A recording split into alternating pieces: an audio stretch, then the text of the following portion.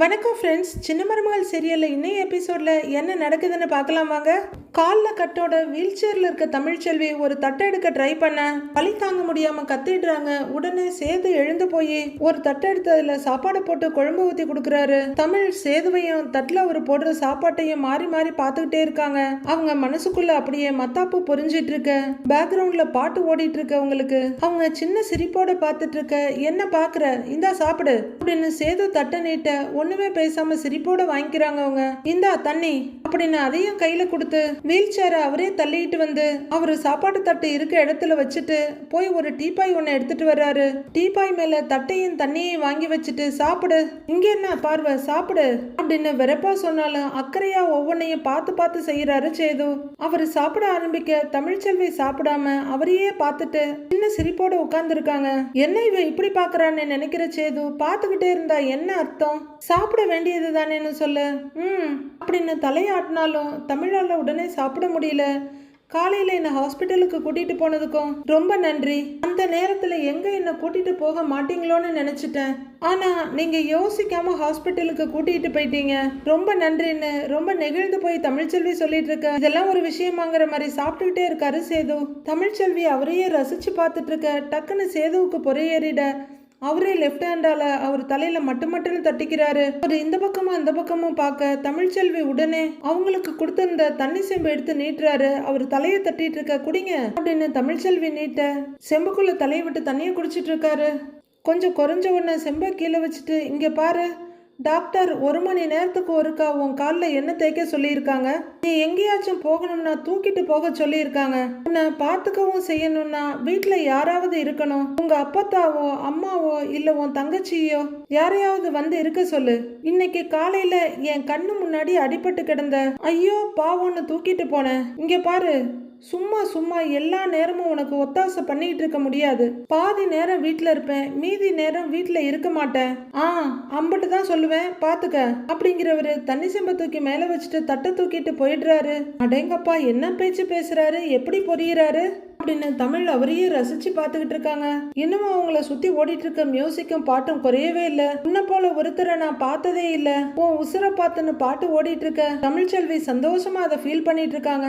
வாசல்ல தலைவரோட ஒய்ஃபை வரவேற்கிறதுக்காக ராஜாங்கம், அவரோட தம்பி மோகனா, மலர், தாமரைன்னு எல்லாரும் நின்றுட்டு இருக்காங்க. காரை ஓட்டிட்டு வர்றவர் கதவை திறந்து விட அவங்க இறங்குறாங்க. வாங்க வாங்க வணக்கம்னு இவங்க வரவேற்கிறாங்க. வணக்கம் வணக்கம்னு சொல்லிட்டு எல்லாரும் நல்லா இருக்கீங்களான்னு கேக்குறாங்க. எல்லாரும் நல்லா இருக்கோம், நீங்க நல்லா இருக்கீங்களான்னு ராஜாங்கம் கேக்குறாரு. வாங்க வாங்க உள்ளர வாங்க அப்படின்னு சன்னாசியும் ராஜாங்கமும் சொல்ல அவங்க நடக்க கூடவே சன்னாசி, கருப்பு, நடேசன் எல்லாரும் வர்றாங்க. இந்த பக்கம் மோகனா, சாவித்ரி, தாமரைனும் எல்லாரும் ஒரு படையே கூட வர்றாங்க. தலைவர் எங்க இருக்காருன்னு சன்னாசி கேட்க தலைவர் சொன்னாரு, நீங்க வர்றதா அவரும் சொன்னாரு, நீங்க வந்தது எங்களுக்கெல்லாம் ரொம்ப சந்தோஷங்கிறாரு ராஜாங்கம். கட்சி வெளியா வந்தேன், அப்படியே இங்கேயும் பார்த்துட்டு போலான்னு வந்தேங்கிறாங்க அவங்க. கழுகுக்கு மூக்குல வேர்த்த மாதிரி ஈஸ்வரியா அவங்க பொண்ணு வந்து எட்டி பாக்குறாங்க. இந்தம்மா என்னடி திடீர்னு இங்க வந்திருக்காங்க அப்படின்னு சித்ரா கேட்க, தெரியலையேம்மா அப்படின்னு சித்ரா சொல்ல, வா என்னன்னு போய் பாப்போன்னு ஈஸ்வரி ஒரு எட்டு எடுத்து வைக்கிறாங்க. அம்மாவோட கையை பிடிச்சிக்கிட்டு, அம்மா நம்ம எப்படிமா வீட்டுக்குள்ள போறது அப்படின்னு சித்ரா கேட்க, ஏய் இந்த மாதிரி நேரத்துல நம்ம உள்ளர போனாதாண்டி நம்மள யாரும் எதுவும் கேட்க மாட்டாங்க, நீ வா அப்படின்னு தைரியமா ஈஸ்வரி நடக்க கூடவே சித்ராவும் வர்றாங்க. வாங்கம்மா வாங்க வாங்கன்னு உள்ளர கூட்டிட்டு வர மலரும் வந்து வாங்கம்மான்னு சொல்றாங்க. மலரு போய் காஃபி போட்டு எடுத்துட்டு வான்னு மோகனா சொல்லிட்டு அவங்க கூட நிக்கிறாங்க. உட்காருங்கன்னு எடுத்து காமிக்கிறாரு ராஜாங்கம். வாங்கம்மா வாங்க வாங்க வணக்கம்னு பாட்டியும் சொல்ல வணக்கம் வாங்குறாங்க. இவங்க 2 பேரும் நல்லா இருக்கீங்களான்னு மாத்தி மாத்தி கேட்டுக்க நல்லா இருக்கும்னு சொல்லிக்கிறாங்க. தலைவர் எப்படிமா இருக்காருன்னு பாட்டி கேட்க, நல்லா இருக்காருங்கம்மாங்கிறாங்க அவங்க. ஃபர்ஸ்ட் பாட்டி உட்கார, அதுக்கப்புறம் அவங்களும் உட்காடுறாங்க. எல்லாரும் அங்கங்க உட்கார ஈஸ்வரியும் சித்ராவும் உள்ளர வந்துடுறாங்க. மலர் காஃபி போட்டு எடுத்துட்டு வர்றாங்க.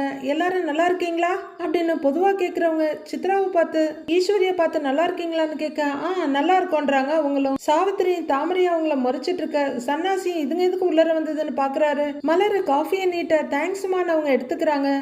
இதுதான் சாக்குன்னு உள்ளர வந்துட்டாளுங்க பாரு அப்படின்னு சாவித்திரி மகக்கிட்ட பொறுமை. ஆமா அப்படின்னு தாமரையும் நொடிக்கிறாங்க. சொல்லுங்கம்மா, திடீர்னு நம்ம வீட்டுக்கு வந்திருக்கீங்க, என்ன விஷயம் அப்படின்னு ராஜாங்கம் கேட்க, கட்சி தலைவர் ஒரு முக்கியமான விஷயமா உங்ககிட்ட பேச சொன்னாரு, அது விஷயமா பேசிட்டு போலான்னு வந்திருக்கேன் அப்படின்னு அந்த அம்மா சொல்ல, சொல்லுங்கம்மாங்கிறாரு ராஜாங்கம். வேற எந்த விஷயத்த பத்தி பேச போற அமைச்சரு, எல்லாம் அந்த தாமோதரன் அமைச்சர் பண்ண விஷயம்தான் அப்படின்னு அவங்க சிடுசிடுன்னு முகத்தை வச்சுட்டு சொல்ல என்ன சொல்றதுன்னு தெரியாம எல்லாரும் பாக்குறாங்க. இப்படி ஊழல் பண்ணி அவரு கையும் களவுமா சிக்குவார்னு யாருமே எதிர்பார்க்கல. அவரால் ஆட்சிக்கும் கட்சிக்கும் பெரிய கெட்ட பேர் வந்துருச்சு. நம்மளோட இந்த ஆட்சி நல்லா இருக்கு, நிர்வாகம் நல்லா இருக்குன்னு நாடு முழுக்க பாராட்டிட்டு இருக்கிற இந்த நேரத்துல எல்லாருக்கும் தலைக்குனிவை ஏற்படுத்துற மாதிரி இப்படி ஒரு சம்பவம் நடந்து போச்சு. அதுவும் அவரு பெண்கள் கல்விக்காக இருந்த பாடக புத்தகத்திலையும் அவங்களுக்கு கொடுக்க இருந்த இலவச சைக்கிள்லையும் ஊழல் பண்ணதுனால நம்ம ஆட்சியை பெண்கள் கல்விக்கு எதிரான ஒரு ஆட்சின்னு போலியா ஒரு பிம்பத்தை உருவாக்கி இருக்காங்க. இது எல்லாத்தையும் நம்ம மாத்தி ஆகணும் அமைச்சரே, இதனால நம்ம கட்சிக்கே கெட்ட பேர் உண்டாகும் அப்படின்னு அவங்க பொறிஞ்சு கொட்ட வாஸ்தவம் தாங்கம்மா. நானும் ஒரு வாரமா எங்க போனாலும் போற இடத்துலலாம் இந்த பத்திரிக்கைக்காரங்களோட கேள்வி எங்களால சமாளிக்கவே முடியல அப்படின்னு ராஜாங்கம் சொல்ல, நாம ஏதாச்சும் ஒண்ணு பண்ணி மக்களுக்கு நம்ம கட்சி மேல இருக்க தப்பான அபிப்பிராயத்தை நம்ம மாத்தணும். பெண்களோட கல்விக்கும் அவங்க முன்னேற்றத்துக்கும் அவங்களுக்கும் இந்த ஆட்சி உறுதுணையா இருக்குங்கிறத எப்படியாவது நம்ம இந்த மக்களுக்கு நிரூபிச்சு காட்டணும். அதுக்கு நாம ஏதாவது பண்ணி ஆகணும் அமைச்சரே அப்படின்னு அவங்க சொல்ல, நீங்க என்ன பண்ணணும்னு சொல்றீங்களோ அதை தாராளமா பண்ணிடலாங்கிறாரு ராஜாங்கம். நான் வேணா ஒரு 10,000 பெண் பிள்ளைகளுக்கு நோட்டு புத்தகம் கொடுக்கறது இல்ல கல்வி உதவித்தொகை கொடுக்கறது இப்படி ஏதாச்சும் நிகழ்ச்சி ஏற்பாடு பண்ணணும்னா சொல்லுங்க, நான் என் சொந்த செலவுலயே ஏற்பாடு பண்ணி தரேன் அப்படின்னு ராஜாங்கம் சொல்ல, அதெல்லாம் தலைவர் ஏற்பாடு பண்ணிட்டு இருக்காரு, அதை பத்தின தகவல்லாம் உங்களுக்கு சீக்கிரமே வருங்கிறாங்க அந்த அம்மா. சரி அப்படின்னு ராஜாங்கம் தலையாட்டிட்டு இருக்க, அதெல்லாம் நடக்கும், ஆனா அதுக்கு முன்னாடி நீங்க பர்சனலா ஏதாவது பண்ணி மக்கள் கிட்ட நம்ம கட்சிக்கு ஒரு நல்ல பேரை கொண்டு வரணும் அப்படின்னு அந்த அம்மா சொல்ல, அப்படி என்னம்மா பண்றதுன்னு கேக்குறாரு ராஜாங்கம். தலைவரோட மிஸ்ஸஸ் அங்க இருக்கவங்க எல்லாத்தையுமே பாக்குறாங்க. இந்த பக்கம் அந்த பக்கம்னு ஹாஃப் சர்க்கிளா நிக்கிற அத்தனை பேரையும் பாக்குறாங்க. பார்த்து முடிச்சுட்டு, ஆமா உங்க சின்ன மருமக டாக்டருக்கு படிக்கிறாங்கல்ல அப்படின்னு அவங்க கேட்க, ஆமான்னு சொல்லவும் முடியாம இல்லைன்னு சொல்லவும் முடியாம திகைச்சு போய் பாக்குறாரு ராஜாங்கம். இந்தம்மா எதுக்கடி அவளை பத்தி கேக்குறாங்கிற மாதிரி தாமரைய பாக்குறாங்க சாவித்ரி. இந்த அம்மா கண்ணுக்கு அவ ஒருத்தி தான் தெரியறாளாட்ருக்குன்னு பொறுமையிட்டு நிக்கிறாங்க ஈஸ்வரி. பாட்டி மட்டும் ரொம்ப சந்தோஷமா பாக்குறாங்க. மெடிக்கல் என்ட்ரன்ஸ் எக்ஸாம்ல கூட ரொம்ப நல்ல மார்க் வாங்கியிருந்தாங்களே அப்படின்னு அவங்க அதையே பத்தி பேச, இதுக்கு மேல நிறுத்த முடியாதுன்னு, ஆமாங்கம்மா இப்போ காலேஜுக்கு போய் MBBS படிச்சுட்டு இருக்கா அப்படின்னு ராஜாங்கம் சொல்றாரு. சரி டெய்லி அவங்க காலேஜுக்கு எப்படி போயிட்டு வர்றாங்க அப்படின்னு அந்த லேடி கேட்க, தினம் பஸ்லயும் கூட படிக்கிறவங்க வண்டிலையும் போய்கிட்டு இருக்கிறா அப்படின்னு பாட்டி பட்டுன்னு சொல்லிடுறாங்க. ராஜாங்கம் அப்படியே அவங்க அம்மாவை பார்த்துட்டு இருக்க, இதுல இன்னைக்கு காலையில கீழே விழுந்து அப்படியே காலை வேற உடைச்சுக்கிட்டா அப்படின்னு பாட்டி சொல்ல, ஐயோங்கிறாங்க தலைவரோட ஒய்ஃப். 2 வாரத்துக்கு நடக்கவே கூடாதுன்னு டாக்டர் சொல்லியிருக்காங்க. ஆனா இந்த நேரம் பார்த்து நாளையில இருந்து பரீட்சை இருக்குன்னு சொல்றா. நான் பரீட்சை எழுதியே ஆகணும், என்னால பரீட்சை எழுதாமல்லாம் இருக்க முடியாதுன்னு சொல்றா. இந்த காலை வச்சுக்கிட்டு நீ எப்படி நடப்பேன்னு நாங்க கேட்டுக்கிட்டு தான் இருக்கோம். இருந்தாலும் அவ அடம் புடிச்சுக்கிட்டு தான் இருக்கிறா. இப்ப என்ன செய்யறதுன்னு எங்களுக்கே ஒன்னும் புரியாம இருக்கிறோம் அப்படின்னு பாட்டி செதர் தேங்காய் உடைச்ச மாதிரி எல்லாத்தையும் சொல்றாங்க. கொஞ்ச நேரம் யோசிக்கிற தலைவரோட ஒய்ஃப், அமைச்சர் உங்க சின்ன மருமக எங்கன்னு கேக்குறாங்க. அது அப்படின்னு ராஜாங்கம் சொல்லிட்டு இருக்கும் போதே, அவ அவுட் ஹவுஸ்ல இருக்கா அப்படின்னு சாவித்திரி முந்திரி கொட்டையாட்டம் சொல்றாங்க.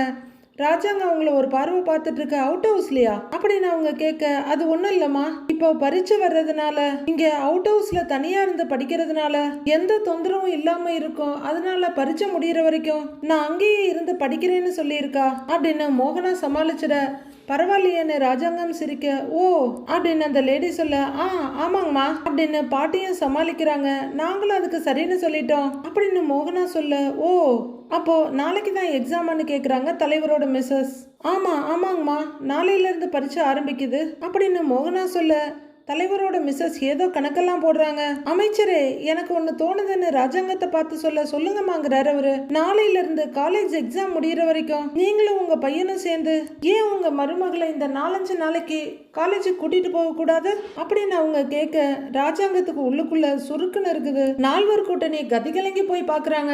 அவ படிக்கவே கூடாது, பரீட்சை எழுத கூடாதுன்னு பார்த்தா எங்க அண்ணன் அமைச்சர் அவரையே தூது போ சொல்றாங்களே, துணைக்கு போ சொல்றாங்களேன்ற மாதிரி 4 பேரும் வெதும்பிட்டு இருக்காங்க. பாட்டிக்கு பரவாயில்லையே, செம்ம ஐடியாவா இருக்கே, பழம் நழுவி வந்து பால்ல விழுதே அப்படின்னு சந்தோஷமா பார்க்க, மலரும் ஓகே தமிழுக்கு ஒரு வழி கிடைச்சிருச்சுன்ற மாதிரி பாக்குறாங்க. அது நாங்க அப்படின்னு ராஜாங்கம் கேட்க, ஆமா அமைச்சரே, உடம்பு சரியில்லாத உங்க சின்ன மருமகளை நீங்களே அக்கறையா பரிச்சை எழுத கூட்டிட்டு போனீங்கன்னா நல்லா இருக்கும்லன்னு செலவில்லாம ஒரு ஐடியா கொடுக்குறாங்க தலைவரோட ஒய்ஃப். சன்னாசி சொல்லவும் முடியாம மெல்லவும் முடியாம அப்படியே நின்னுட்டு இருக்காரு. அத நம்ம டிவி கேமராமேன் கிட்ட சொல்லி ஒரு நிகழ்ச்சியா கவர் பண்ண சொல்றேன். ஏற்கனவே நாம விஐபியுடன் ஒரு நாள்னு ஒரு ப்ரோக்ராம் பண்ணிட்டு இருக்கிறோம். நீங்க ஒரு நாள் முழுக்க என்ன செய்றீங்கன்றத அவங்க கவர் பண்ணுவாங்க. அந்த நிகழ்ச்சியில நீங்க தான் இந்த வார சிறப்பு விருந்தினர்னு சொல்லி உங்களை பேட்டி எடுத்து போட சொல்றேன் அப்படின்னு தலைவரோட ஒய்ஃப் சொல்லிட்டு இருக்க. பாட்டி சந்தோஷமா பார்க்க அவரு தர்ம சங்கடத்துல உட்கார்ந்துருக்காரு.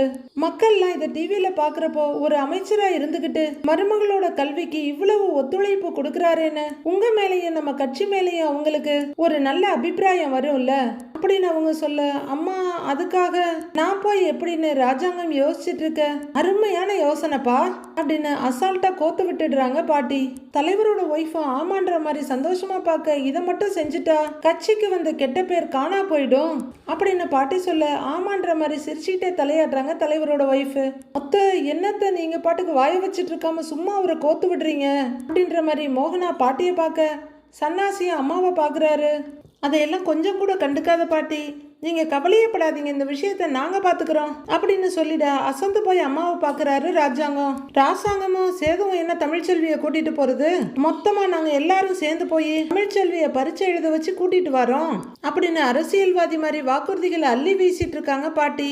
வந்த லேடிக்கு ரொம்பவே சந்தோஷமாயிடுது. அந்த கேடியால கெட்டு போன பேருக்கு இந்த லேடி நல்ல ஐடியா சொல்றாங்களே அப்படின்னு அவங்க பூரிச்சு போய் பார்த்துட்டு இருக்க. தமிழ்ச்செல்வியை எக்ஸாம் எழுத வைக்கிறது எங்க பொறுப்பு, இதையெல்லாம் நீங்க டிவியில படம் பிடிச்சு போடுங்க, பரவாயில்லையே, அமைச்சர் குடும்பம் ஒரு பொம்பளை பிள்ளையோட படிப்புக்கு இந்த அளவுக்கு உறுதுணையா இருக்காங்களேன்னு பாக்குறவங்களை நினைக்க வைக்க வேண்டியது எங்க பொறுப்பு அப்படின்னு பாட்டி ரொம்ப ஆர்வமும் சந்தோஷமா சொல்ல, அந்த லேடி ரொம்பவே சந்தோஷமா பார்த்துட்டு இருக்காங்க. ராஜாங்கம்மா வேற வழி இல்லாம சமாளிச்சு சிரிச்சு வைக்கிறாரு. உங்களுக்கு இதுல சம்மதம் தானே அமைச்சரே அப்படின்னு அந்த லேடி கேட்க, அப்படின்னு வாயை திறக்கிறாரு ராஜாங்கம். அம்மா அப்படின்னு சாவித்திரி கூப்பிட அந்த லேடி திரும்பி பாக்குறாங்க. ஒரு அமைச்சர் போய் அவளை கார்ல ஏத்தி தினமும் கூட்டிட்டு போனா நல்லா இருக்குமா அப்படின்னு சாவித்திரி கேட்க, சாவித்திரி அப்படின்னு சன்னாசி அதை ஸ்டாப் பண்ணி நிறுத்திடுறாரு. ராஜாங்கம் அப்படியே தர்ம சங்கடமா சிரிச்சுட்டு யோசிச்சுட்டு இருக்க, என்ன அமைச்சரை யோசிக்கிறீங்க, உங்களுக்கு இந்த விஷயத்துல சம்மதம் தானே அப்படின்னு அவங்க கேட்க, கொஞ்சம் அகலமா சிரிச்சு சம்மதம் தாங்கம்மா,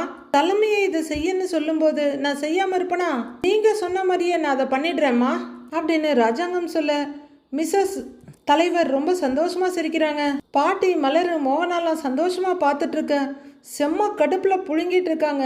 சாவித்திரி, தாமரை, ஈஸ்வரி, சித்ரா 4 பேரும், அம்மா என்னம்மா இது, அந்த தமிழ்ச்செல்வியை பரீட்சை எழுத வைக்க மொத்த குடும்பமும் ஒத்துக்கிட்டு போறாங்க, எப்படிதான் அவளுக்கு மட்டும் இதெல்லாம் நடக்குதோ தெரியலம்மா அப்படின்னு சித்ரா பொறுமுறாங்க. சித்ரா மேடம் அவங்க தான் இந்த சீரியலோட ஹீரோயின், அவங்களுக்கு இதெல்லாம் நடக்கலன்னா தான் வருத்தப்படணும். தமிழ் அவங்க வீல் சேர்ல ரொம்ப படபடப்பா உட்கார்ந்துருக்காங்க. சேது மொபைல பாத்துக்கிட்டு இருக்க. ஐயோ நாளைக்கு வேற எக்ஸாம் எழுத போகணுமே, யார் நம்மளை எக்ஸாம் எழுத கூட்டிட்டு போவா, சத்யா அண்ணன் இங்க வந்து கூட்டிட்டு போக சொன்னாலும் அது நல்லா இருக்காது, பின்ன வேற யார்கிட்ட நான் கேட்பேன் அப்படின்னு நடந்த விஷயம் தெரியாம அவங்க புக்கை வச்சுட்டு புலம்பிட்டு இருக்காங்க. புக்கை டேபிள் மேல வச்சுட்டு மொபைல் எடுக்கிறவங்க அவங்க அம்மாவுக்கு கால் பண்ண, அவங்க அம்மா கையில ஒரு பேக் எடுத்துக்கிட்டு, நல்லா இருக்கீங்களாக்கா அப்படின்னு எதிரில் ஒரு லேடியை பார்த்து பேசிக்கிட்டே வேக வேகமாக நடந்து வர்றாங்க. கூட பைக்குள்ள இருந்து ஃபோன் எடுத்து பார்த்துட்டு, தமிழ் சொல்லு தமிழ் அப்படின்னு கேட்க, தமிழ் அம்மான்னு கூப்பிடுறாங்க. இப்ப கால் வலி பரவாயில்லையா புள்ள, வலி எதுவும் குறைஞ்சிருக்கா அப்படின்னு கேட்க, அதெல்லாம் இருக்கட்டுமா, நாளைக்கு நான் எக்ஸாம் எழுத போகணுமே, என்னைய யார் கூட்டிட்டு போவா அப்படின்னு தமிழ் போன்ல கேட்டுட்டு இருக்க. ஐயோ எங்க நம்மளை கோத்து விட்டுற போறாங்களோன்ற மாதிரி சேது கொஞ்சம் பார்வையை விலக்கி பாக்குறாரு. ஏய் கீழே விழுந்திருக்க, உனக்கு எதுவும் ஆகல, பிள்ளைகளுக்கு எதுவும் ஆகலன்னு சந்தோஷப்படுவியா அப்படின்னு வசந்தி சொல்ல, பிள்ளைகளுக்கா அப்படிங்கிறாங்க இவங்க.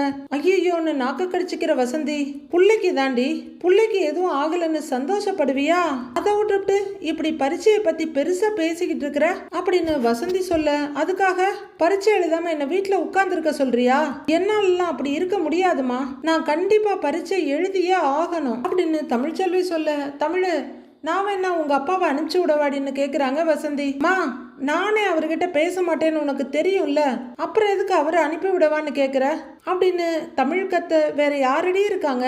நான் வேற நாளைக்கு சமையல் வேலைக்கு ஆர்டர் எடுத்து வச்சிருக்கேன். நானும் உங்க அப்பத்தாவும் சேர்ந்து சமைச்சாதான் நேரத்துக்கு அதை கொடுக்க முடியும் அப்படின்னு வசந்தி சொல்ல, என் படிப்பை விட உனக்கு உன் சமையல் வேலை தான் முக்கியமா போச்சாமா அப்படின்னு தமிழ் கேட்க, ஓகே என்ன நடக்குதுன்னு பார்க்கலான்ற மாதிரி சேது வேடிக்கை பார்த்துட்டு இருக்காரு. ஏண்டி இங்க இருக்கிறவங்க பொழப்பு ஓட வேணாமாடி அப்படின்னு வசந்தி கேட்க, இப்ப என்னதாமா பண்றது அப்படின்னு தமிழ் கேட்க, தமிழ் நான் உன் தங்கச்சி அனுப்பி வைக்கிறேன், அவ உனக்கு ஒத்தாசையா இருப்பா தமிழ்ங்கிறாங்க வசந்தி. அம்மா அவளால எப்படிமா என்ன காலேஜுக்கெல்லாம் கூட்டிட்டு போக முடியும் அப்படின்னு தமிழ் கேட்க, நான் அனுப்பி வைக்கிறேன், நீ என்னன்னு பாரு, வீட்டுல 2 நாளைக்கு வேலை இருக்கு தமிழ், நீ வையன்னு போனை வச்சிடுறாங்க வசந்தி. மா அப்படின்னுட்டு போன் கட் ஆயிரும் அப்படின்னு சலிப்போட சேதுவ தமிழ்ச்செல்வி திரும்பி பார்க்க, அவரு சீரியஸா மொபைல பார்த்துட்டு இருக்க மாதிரி உட்கார்ந்துருக்காரு. ஷோ கடவுளே, நாளைக்கு நம்ம எக்ஸாம் எழுத போகணுமே, யாரு நம்மளை கூட்டிட்டு போவாங்க அப்படின்னு தமிழ் திகைச்சு போய் யோசிச்சுட்டு இருக்க. அப்பப்போ ஓரக்கண்ணால ஒரு பார்வை பார்த்துட்டு உட்கார்ந்துட்டு இருக்காரு சேது. ஹே நீ என்னதான் பாக்குறன்னு தெரியும்டி, வேற வழியே இல்ல, முக்கியமான பரீட்சை, என்ன கூட்டிட்டு போங்கன்னு நீ வாயை விட்டு கேட்கணும். நான் உன்னை கூட்டிட்டு போக முடியாதுன்னு உனக்கு புரியுற மாதிரி சொல்லணும். அங்கிட்டு உன் திமிர் அடங்கணும்டி. நீ என்னதான் கெஞ்சி கதறினாலும் இந்த விஷயத்துல நான் உனக்கு உதவி செய்ய மாட்டேன்டி அப்படின்னு மனசுக்குள்ள சொல்லிக்கிட்டு மொபைல சீரியஸா பார்த்துட்டு இருக்காரு சேது. தமிழ் சேதுவையே பார்த்துட்டு இருக்காங்க. பேசாம இவர்கிட்டயே உதவி கேட்கலாம். ஆனா நாம உதவின்னு கேட்டா கண்டிப்பா இவர் செய்ய மாட்டேன்னு தானே சொல்லுவாரு. இப்ப என்ன பண்றது அப்படின்னு தனக்குள்ளேயே யோசிச்சுக்கிட்டு சேதுவையே பார்த்துட்டு இருக்காங்க தமிழ். நமக்கும் வேற வழி இல்லை, எதுக்கும் இவர்கிட்டயே ஒரு வார்த்தை கேட்டு பார்ப்போம் அப்படிங்கிற தமிழ்ச்செல்வி சேது பக்கமா லைட்டா திரும்ப, சேது அப்படின்னு சன்னாசி நின்று வாசல்ல கூப்பிடுறாரு. சித்தப்பா வாங்க வாங்க சித்தப்பா அப்படின்னு கட்டில இருந்து எழுந்து அவங்களுக்கு உட்கார இடம் கொடுக்குறாரு. சன்னாசி உட்காராம ரொம்ப பரபரப்பா, சேது நம்ம தலைவர் வீட்டுல இருந்து அம்மா வந்திருக்காங்கன்னு சொல்லிட்டு இருக்கும் போதே சேது வணக்கம்பான்னு சொல்லிட்டு அவங்க வீட்டுக்குள்ளேயே வந்துடுறாங்க. வணக்கம் வணக்கங்கம்மா அப்படின்னு அவர் சொல்ல, தமிழ்ச்செல்வியும் வணக்கங்கம்மாங்கிறாங்க. நல்லா இருக்கீங்களான்னு அவங்க கேட்க, இவங்களும் நல்லா இருக்கேங்கிறாங்க. நீ எப்படிமா இருக்கன்னு கேட்க, நானும் நல்லா இருக்கேங்கிறாங்க தமிழ்ச்செல்வி. அவங்க கும்பிட்டுக்கிட்டே எழுந்திருக்க போக, பரவாயில்லம்மா பரவாயில்ல இருக்கட்டும் நீ உட்காரு அப்படின்னு தோலை தொட்டு லைட்டா உட்கார வைக்கிறாங்க. அவங்க கால் வலி இப்ப பரவாயில்லையான்னு கேட்க, கொஞ்சம் பரவாயில்லங்க மேடம் அப்படின்னு தமிழ் சொல்ல, கொஞ்சமாவது ஜாக்கிரதையா இருக்க வேண்டாமா, எப்படியா கவனக்குறைவா வழுக்கி விழறது அப்படின்னு அவங்க சொல்ல, தமிழ்ச்செல்வி சங்கடமா தலை குனிறாங்க. சரிம்மா நான் வந்த விஷயத்த சொல்லிடுறேன். உனக்கு நாளைக்கு மெடிக்கல் எக்ஸாம் இருக்குல்லம்மா அப்படின்னு தலைவி கேட்க, ஆமாங்க மேடம் செமஸ்டர் எக்ஸாம் இருக்குங்கிறாங்க தமிழ்ச்செல்வி. இந்த நேரத்துல நீ இப்படி கீழே விழுந்து காலில் கட்டு போட்டுட்டு உட்கார்ந்துருக்க, இந்த நிலைமையில யார் உன்னை எக்ஸாமுக்கு கூட்டிட்டு போவாங்கன்னு நினைச்சு கவலைப்படாத அப்படின்னு அந்த லேடி சொல்ல, தமிழ்ச்செல்வி குழப்பமா பார்க்க, சேதுவும் அதே மாதிரி தான் பாக்குறாரு.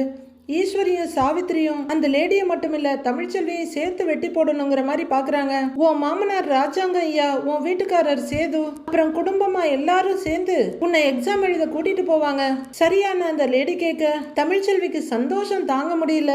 சேதுவுக்கு தான் தூக்கி வாரி போடுது, என்ன இதெல்லான்னு. மாமா அப்படின்னு தமிழ் நம்ப முடியாம கூப்பிட, ஆமாம்மா ஒரு ஆம்பளை படிச்சா ஒரு தலைமுறை நல்லா இருக்கும், அதே ஒரு பொம்பளை படிச்சா 100 தலைமுறை நல்லா இருக்கும் அப்படின்னு அவங்க சொல்ல, தமிழுக்கு ஏக சந்தோஷமா இருக்கு. 4 கூட்டணி பல்ல கடிச்சிட்டு முறைச்சிட்டு இருக்காங்க. நீ கஷ்டப்பட்டு படிச்சு டாக்டர் ஆக்கி முன்னேறணும்னு நினைக்கிறப்போ உனக்கு போய் உதவி செய்யாம இருக்க முடியுமாமா, அதனால நாளைக்கு இவங்க எல்லாரும் உன்னை எக்ஸாம் எழுத கூட்டிட்டு போவாங்க அப்படின்னு அந்த லேடி சொல்லிட்டு இருக்க, சேது வெறுப்பா தலையை திருப்பிட்டு இருக்காரு.